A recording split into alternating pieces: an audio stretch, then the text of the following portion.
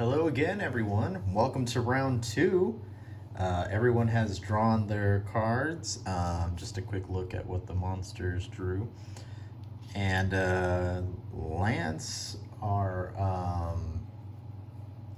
scoundrel, is going to go first this time. And so we're going to go ahead and see what he does here.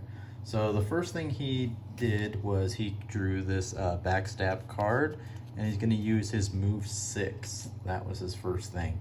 He's going to go 1, 2, 3, 4, 5, 6. So he's going to stop there. He's going to gain this loot at the end of his turn. So that's his loot there. And then Lance is going to use his Venom Shiv, which is an attack 3 with poison. He's going to get an experience for it. And then drawing his attack, he did get a +1 and an invisibility. And you can see the little repeat symbol. I'm not going to show you all. I'm just going to show you the ones that are relevant to this scenario. So, total, Lance is going to attack 4 off of monster number 4. So, so he will do that. Where did I put my damage? I don't know where I put my damage tokens.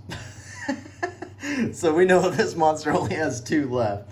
I don't want to go searching for it while we're doing this recording. So this monster only has 2 hit points left. Lance is invisible, so the monster is not going to attack him on this round. Let me go ahead and add his 1 experience. So there you go. That's that. Still only 2 hit points. That's the way he wants to roll, man.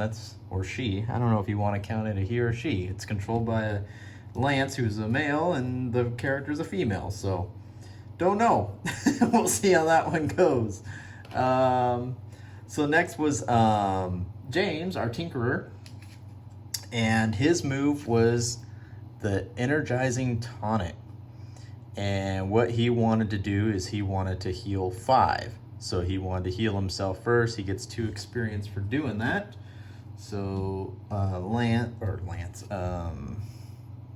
James, who I forgot how many hit points he had.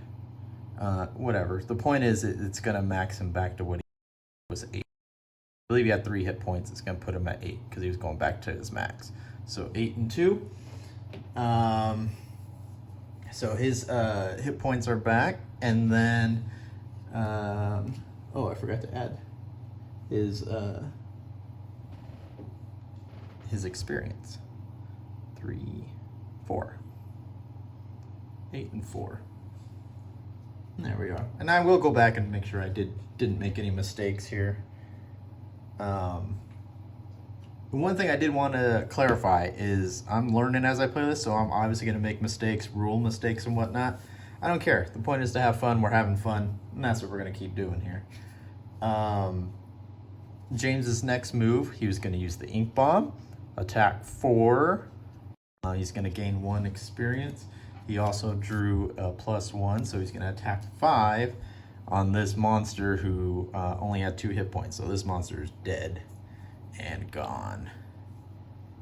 So so that concludes James' turn, our Tinkerer. So now it comes to Chris, and Chris has the summon, and the summon always goes before the actual character. So the summon's going to move 1 because it can only move 1 spot, and it's going to attack this guy, number 3. And it's going to attack number 3 for 2 hits. So 2 damage on that monster there. So 2 hits damaged. That goes to him. And one thing I'm not sure, when they don't clarify, is do I get 2 experience every time I use this, or what? I know it remains active, but I'm gonna say no. I'm gonna not get the experience for that, even though it's not clear. All right, so 2 hits on that guy. Then we go to Chris's turn, and Chris's first move is the Fearsome Blade, and he's gonna use this one. So he's gonna move 4. 1, 2, 3. And gonna attack 2, but Chris also has modifiers. And this rat guy gets 3. So 2, 3, 4. So 4 on top of the 2 is 6. So this guy's gone. He doesn't have a chance. That also adds ice. So we have the ice element now in play on the field. And there were a lot of other modifiers, like the draw in and whatnot, push in or pull in. But because he's dead, I'm not even going to go over all that. So that's that. And then,